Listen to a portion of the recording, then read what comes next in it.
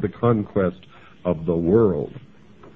Mr. Pike repeated his devotion to the conquest of the world with this comment at the end of his book entitled Morals and Dogma, quote, "Such, my brother, is the true word of a master mason, such the true royal secret which makes possible, and shall at length make real, the holy empire of true Masonic brotherhood," unquote.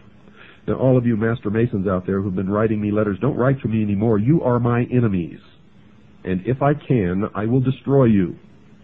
Don't write to me and profess your innocence, for your own have proclaimed your guilt. And if you are truly innocent, then you're just a foolish dupe, and you better get out while you can. The major worldwide movement that champions a one-world government, folks, under a religious leader is a new phenomenon occurring worldwide called the New Age movement, a creation of Freemasonry. The newspaper put out by the Scottish Rite of Freemasonry is called The New Age. Tex Mars, a researcher into this new religion, has written 2 books on the subject. Both of these books are excellent primers for those who wish to know more about the beliefs of this religion. The 2 books are entitled Dark Secrets of the New Age and Mystery Mark of the New Age, and he has written, quote, "The New Age movement has undeniably taken on the definite form of a religion, of course, because it is Mystery Babylon." He goes on to say, "Complete with an agreed-upon body of doctrine, printed scripture, a pattern of worship and ritual, a functioning group of ministers and lay leaders," unquote. Another writer who has written 2 books on the New Age religion is Constance Cumby. Her 2 books are called The Hidden Dangers of the Rainbow and A Planned Deception. She has written this, quote, "The New Age movement is a religion, complete with its own Bibles, prayers, and mantras, Vatican City, Jerusalem equivalents, priests and gurus, born-again experiences, they call it rebirthing, spiritual laws and commandments, psychics and prophets, and nearly every other indicia of a religion," unquote. The new religion has a series of leaders.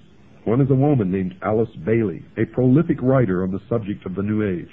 She was the founder of an organization called the Arcane School, one of the major Lucis Trust divisions. The Lucis Trust was a major publisher of books supporting the religion and published a newsletter or newspaper called Lucifer.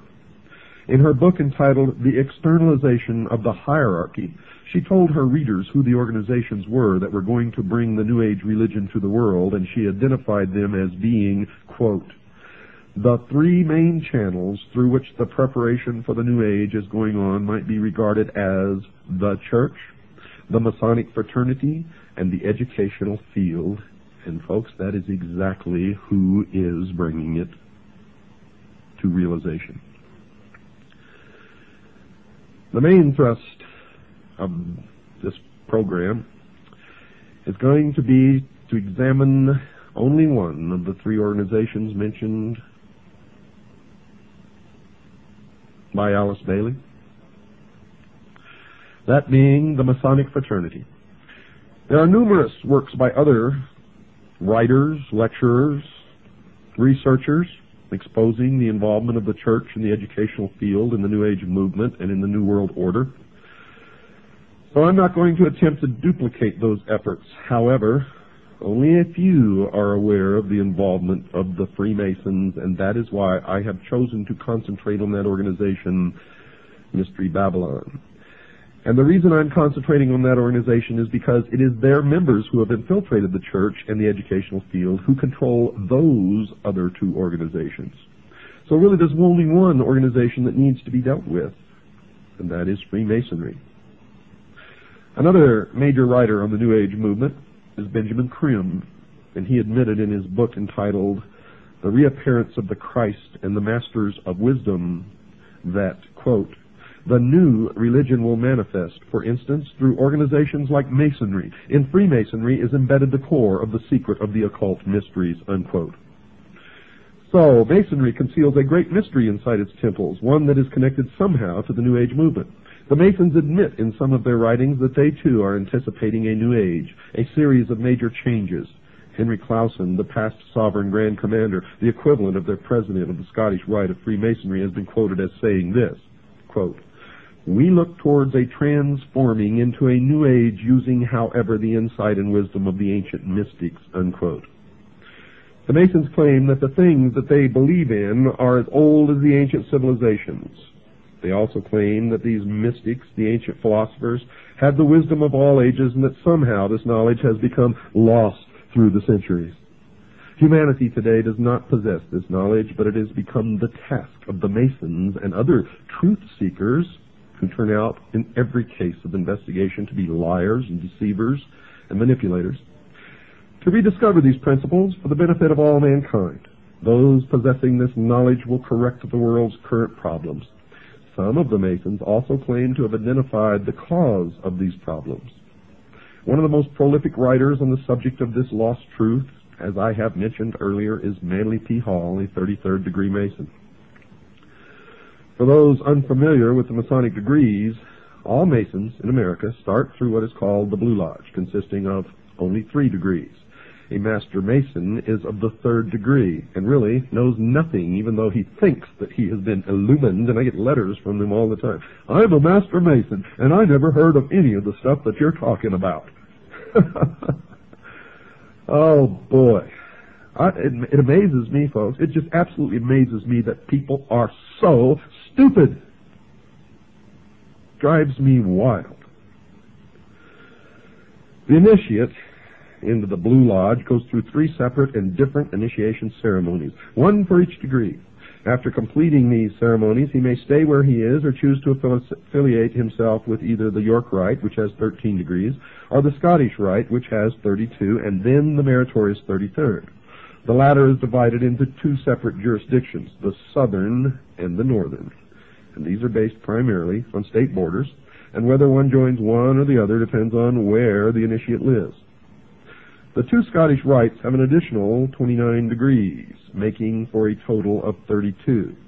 There is one more degree called the 33rd degree, which is honorary, and only a few are invited into that degree.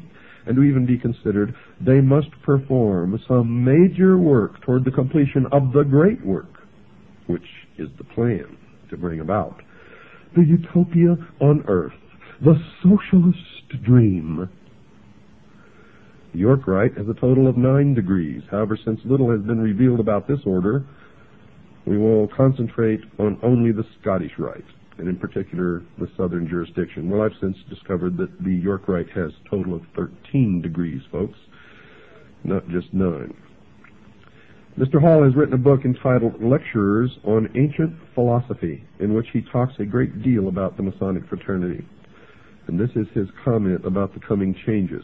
Quote, "A new day is dawning for Freemasonry. From the insufficiency of theology and the hopelessness of materialism, men are turning to seek the God of philosophy." Unquote. Notice that Mr. Hall has said that current theology, obviously current religion, has proven insufficient. Also, he feels that materialism, meaning the right to private property, is also a failure. But more importantly, he points out that this new God of the Freemasons is somehow different from the God of the Jews and Christians, as will be illustrated later. Some of the Masons believe that the God of the Bible is a God of evil. Helena Petrovna Blavatsky, perhaps the founder of the current New Age movement, has also determined that the Masons are somehow supportive of her religious views. She wrote this in her book entitled The Secret Doctrine. Quote, "At the end of the 18th and the beginning of the 19th centuries, many Freemasons traveled to Tibet, where they were initiated into the esoteric, defined as intended for or understood by only a chosen few as an inner group of disciples or initiates, by an esoteric order of the Masters of Wisdom." Unquote. It should be expected that she would support the Masonic fraternity. In 1875, she founded an organization called the Theosophical Society, basically dedicated to teaching the world about her new secret religion. One of the earliest members of that organization was Albert Pike, later to become the Sovereign Grand Commander of the Scottish Rite of Freemasonry. Albert Pike, who later became a 33rd degree Mason, the highest degree attainable, also saw that there were some significant changes coming and that he was supportive of those changes. He wrote the following in his book entitled Morals and Dogma. Quote, We can look on all the evils of the world and see that it is only the hour before sunrise and that the light is coming, unquote.